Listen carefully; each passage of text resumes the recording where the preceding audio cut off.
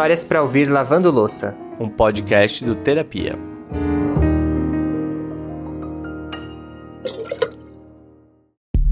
Para começar nosso papo de hoje, vamos ver se alguém acerta uma perguntinha aqui. Vocês sabem qual o número desse episódio do Histórias para ouvir lavando louça?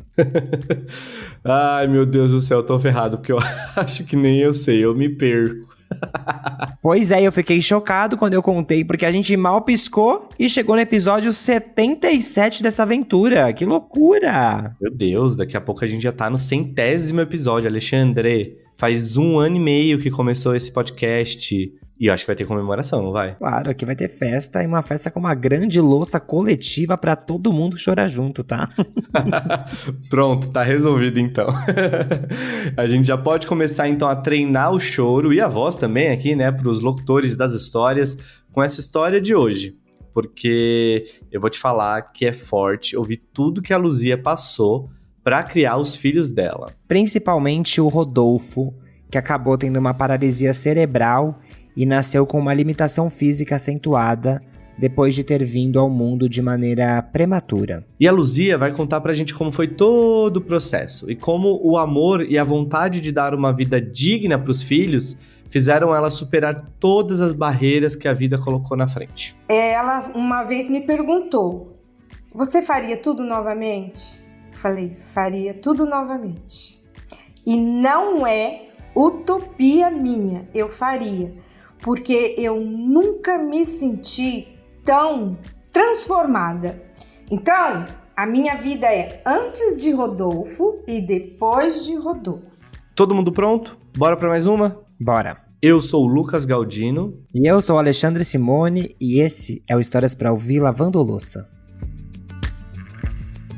Uma das tentações que muitas vezes a gente cai quando o assunto é sobre mães atípicas, ou seja, mães de filhos com deficiência, é o de rotular essas mulheres como guerreiras, ou como heroínas, enfim. E a gente acaba que nem percebe como isso pode ser prejudicial. É claro que elas merecem todo o reconhecimento, mas quando a gente carimba elas com esses nomes, né, com essas nomenclaturas, é quase como se a gente tirasse a chance de outras pessoas enxergarem as vulnerabilidades delas e o que elas passam. E aí fica parecendo que elas não precisam de ajuda pra nada. Essas nomenclaturas fazem com que a carga da maternidade fique mais pesada, quanto o tempo para essa mãe olhar para si mesma fica escasso. Pode até estar soando estranho a gente começar o episódio falando isso, porque normalmente a gente coloca essas reflexões mais pra frente, né?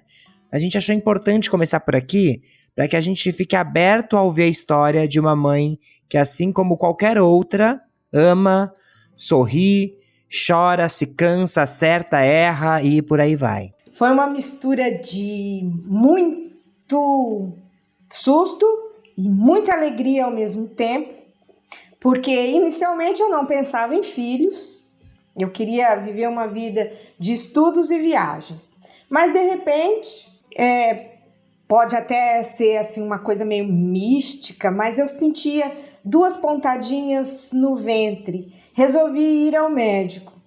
E o médico, fazendo ultrassom, ele falou assim: parabéns, mamãe, você está grávida. E eu comecei a chorar, mas eu chorei de alegria. E ele falou: por que você está chorando? Você está muito preocupada. Ou você queria isso? Eu falei: eu não sei, eu tô chorando porque eu estou surpresa. Ele falou: então chore o dobro, porque são gêmeos. Aí eu já, sabe, aí eu fui ao céu e voltei. Eu fiquei muito feliz, muito feliz. E toda essa felicidade foi acompanhada por uma gravidez onde tudo estava indo muito bem. A Luzia sempre teve uma saúde ótima e na época ela fez ainda mais questão de se cuidar. Ela era professora e continuou dando aula e ela conta do quanto era paparicada pelos alunos e pela própria família nessa época. E é claro que ela adorava isso. Só que alguns meses depois ela começou a inchar muito e a ter alguns sangramentos. Foi aí que o médico pediu que ela fizesse um ultrassom para eles entenderem melhor o que estava acontecendo. Ela morava em Valparaíso, uma cidade pequena que não tinha muito recurso. Aí ela foi para uma cidade vizinha, que chama Guararapes, e lá ela conseguiu fazer o exame. Foi ali que eles viram que um dos gêmeos estava com o cordão umbilical enrolado ao redor do pescoço, e que era mais de uma volta, inclusive. Nesse momento, o médico entendeu que o parto normal era muito arriscado para ela, então eles já optaram pela cesárea. E foi tranquilo, tranquilíssimo. A minha pressão não saiu do lugar. Aquilo para mim era uma aventura. E eles cantavam muito, os médicos eram maravilhosos, nasceram. Aí o médico me avisou, univitelinos. E eu fui pro quarto, mas meus filhos não vinham. Aí o médico falou para mim, eles foram para incubadora porque eles não estão maturados. E vejam bem, a incubadora era de 1991, né? O Rafael ficou 12 dias na incubadora e depois eu pude levar o Rafael. Mas eu tive que ir embora depois de 3 dias e meus filhos ficaram. O Rodolfo ficou 45 dias na incubadora. Bom, antes disso, quando eu estava com 4 dias no hospital, eu já estava indo embora, eu escutei o médico falando com a minha mãe. Eu fingindo que estava dormindo, descansando, eu escutei o médico falando para minha mãe, não há mais o que fazer com o Rodolfo. Nós já fizemos tudo, ele teve tudo o que não poderia ter, ele teve. Ele teve icterícia, ele teve anemia, ele teve hipoglicemia, ele teve tudo. Mas mesmo assim, eu me coloquei numa situação de humildade, me ajoelhei num chão sujo de hospital, e pedi a Deus. Eu falei, eu tive 2 filhos. Eu já tive muitas perdas anteriores. Eu tinha tido perdas anteriores de pessoas amadas, não de filhos. Então eu pedi para Deus, deixa eu cuidar do Rodolfo. Do jeito que ele vier, deixa eu cuidar. E o médico explicando para minha mãe, ele não vai ouvir, ele não vai falar, ele não vai andar, ele vai vegetar. E eu escutando e pedindo, deixe-me ficar com meu filho. É meu filho, eu cuido dele pelo tempo que for necessário. E enquanto o Rodolfo estava passando por essa série de problemas, o Rafael estava super bem. Ele também precisou ficar um pouco na incubadora por ter nascido prematuro, mas 12 dias depois do nascimento, a Luzia já pôde buscar ele e levar para casa, né? Só que com o Rodolfo as coisas foram mais complicadas. Ele teve 20 paradas respiratórias e uma parada cardíaca, o que fez com que ele tivesse uma perda considerável de neurônios e isso afetou bastante o desenvolvimento do cérebro do bebê. 45 dias depois de ter dado à luz, a Luzia recebeu a ligação que ela estava mais esperando. Ela podia ir buscar o Rodolfo no hospital. E foi aí que começou toda uma história de dedicação. Até os 7 meses, ele não abriu o olho. E só manteve os bracinhos e perninhas cruzados. E aí a Luzia já começou a procurar maneiras de ajudar no desenvolvimento dele. Com 7 meses, ele começou a fazer todas as terapias.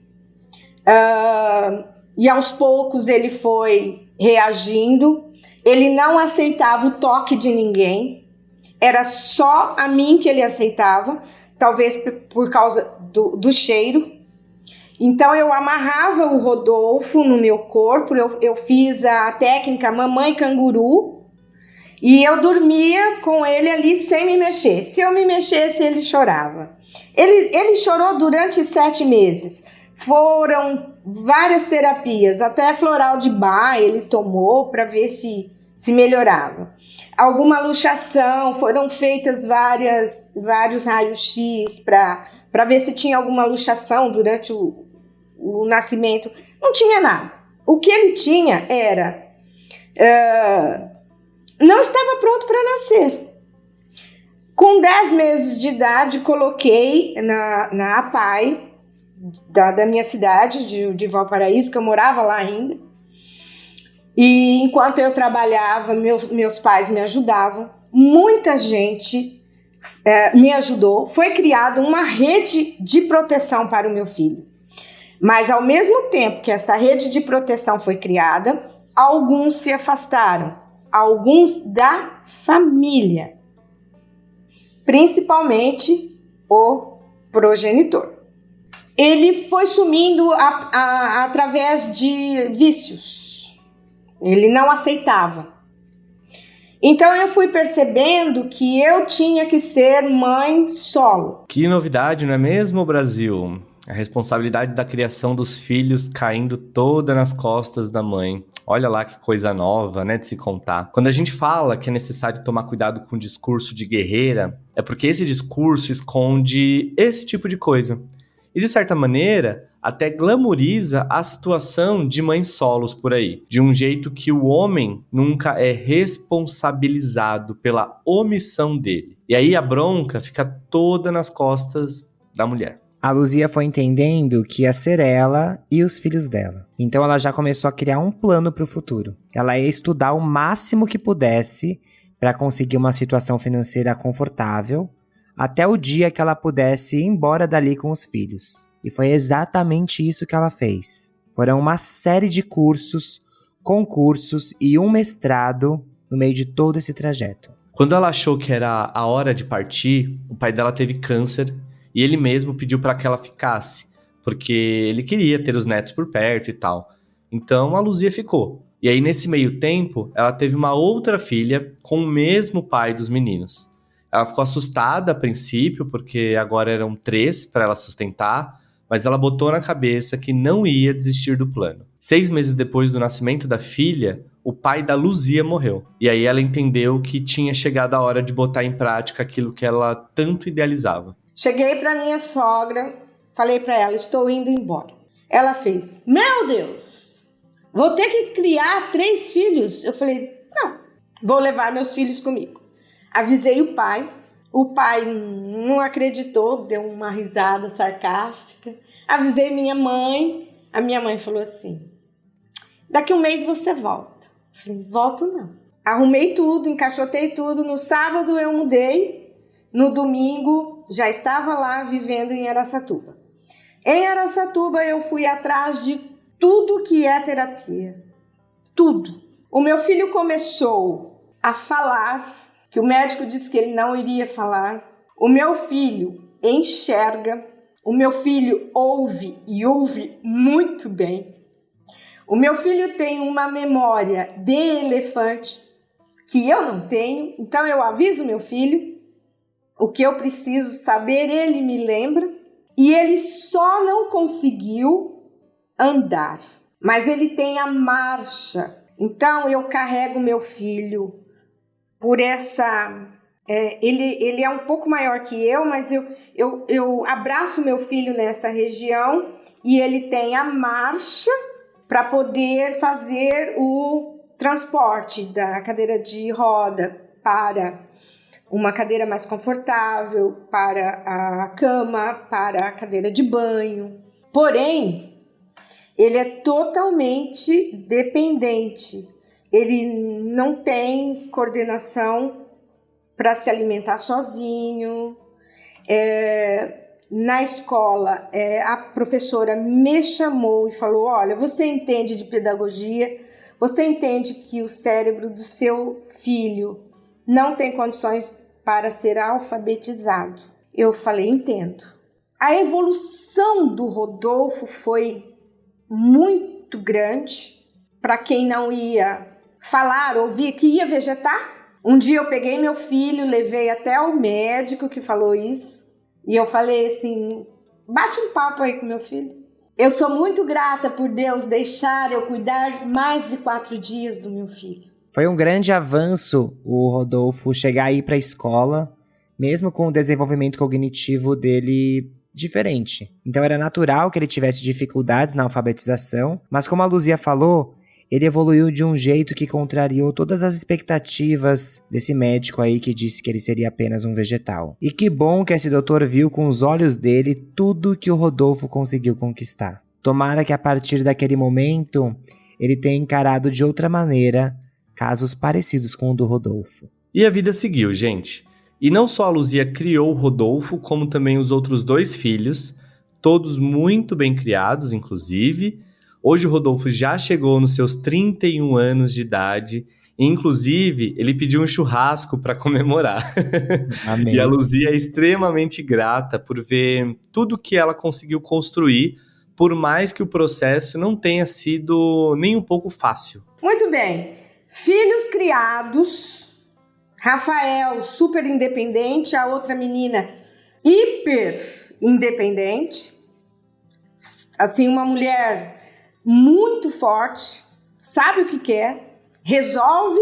Depois que resolveu é que me fala: ó, mãe, fiz isso.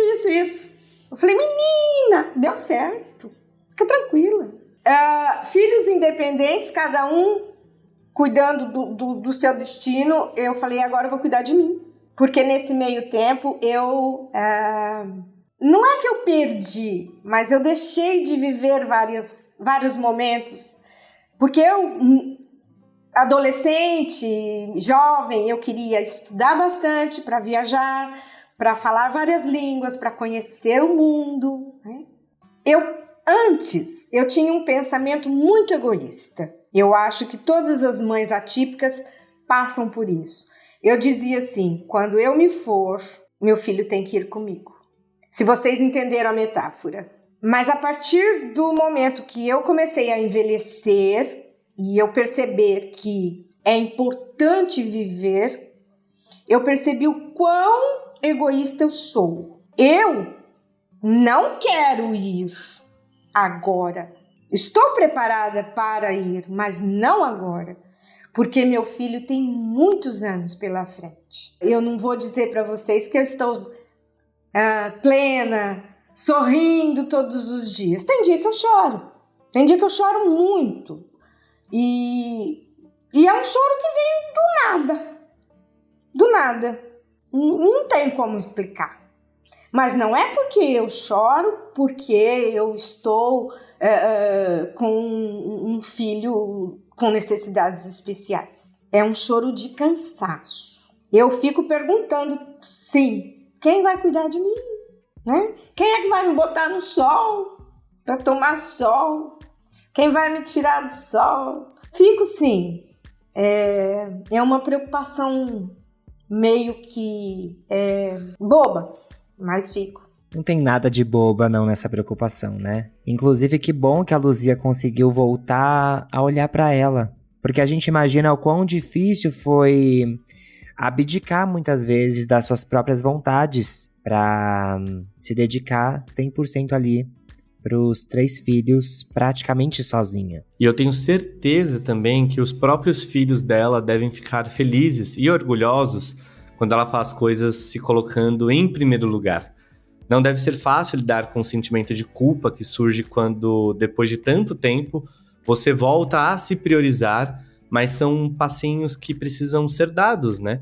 E que com certeza vão ajudar a Luzia a ficar por aqui, né, neste plano, muitos e muitos anos, cuidando de si própria e também cuidando com muito amor do Rodolfo. E, inclusive, eu falei isso para uma amiga muito querida minha, que me ajudou também muito. Ela uma vez me perguntou: você faria tudo novamente? Falei: faria tudo novamente. E não é utopia minha, eu faria, porque eu nunca me senti tão transformada. Então, a minha vida é antes de Rodolfo e depois de Rodolfo. Eu posso te dizer que a minha maturidade veio quando eu fiquei sabendo que seria mãe. Quando a gente fala sobre não romantizar, né, essa questão de mãe guerreira, mãe super-heroína, eu lembro muito da Andrea Werner, que a gente contou a história lá no canal em vídeo. Ela, inclusive, foi eleita deputada estadual aqui por São Paulo, agora esse ano, né, em 2022, que ela fala uma coisa muito importante, né? Ela luta muito pelos direitos das mães atípicas e também de seus filhos com deficiência, né? Ela mesma é mãe de um garotinho autista. E ela sempre fala uma coisa muito interessante, que é quem cuida de quem cuida. E isso me faz ficar pensando muito na história da Luzia, né? Agora ela está cuidando dela, que cuidou por muito tempo, né? E vai cuidar por bastante tempo ainda, com certeza. Mas que bom que ela começou a olhar para ela também e está cuidando de si. Isso é muito importante também, né? Mas, como a gente disse, a gente não pode romantizar e a gente tem que lembrar que não pode ser um mérito pessoal. Isso tem que ser um pacto coletivo, inclusive com políticas públicas que possam fazer com que mães, pais, famílias atípicas, crianças com deficiência, pessoas com deficiência tenham suporte, né, para conseguir ter uma vida feliz, saudável e sem se preocupar tanto com o amanhã, né? Eu acho que é importante dizer isso. E principalmente com direitos garantidos, né? Por isso que a gente fica muito feliz de ter a Andrea Werner como deputada estadual aqui de São Paulo. Foi lindo ouvir a Luzia, o Rodolfo estava ali junto enquanto a gente conversava, ele ouviu todo o papo, a gente pôde agradecer ele também por dividir um pouco da história com a gente, por contar essa trajetória e de alguma forma nos inspirar e nos emocionar tanto aqui hoje. Exatamente. E se você quiser se inspirar e se emocionar com mais histórias bonitas como a da Luzia e do Rodolfo, é só entrar lá no nosso site, historiadeterapia.com, ou procurar a gente nas redes sociais, @historiadeterapia, que você vai encontrar aí muitos episódios de podcast, muitos vídeos com histórias emocionantes com a galera lavando louça. E também tem o nosso grupo no WhatsApp, não tem, Ale? Não sei se você sabe, mas a gente criou o grupo mais amoroso que existe no WhatsApp. Assim, sem modéstia, olha que isso é difícil, verdade. Hein? É a verdade, gente. É um grupo muito especial onde a gente manda as histórias antes de serem publicadas. E ali a gente pode conversar, pode discutir, contar onde essa história nos tocou, o que ela nos fez pensar. E aí são sempre conversas muito inspiradoras. Então começa no vídeo e continua reverberando um pouquinho com a gente.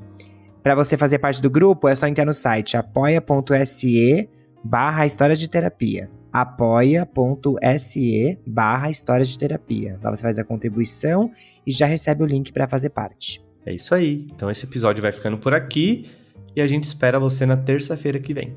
Um beijo grande e cuidem-se bem. Tchau!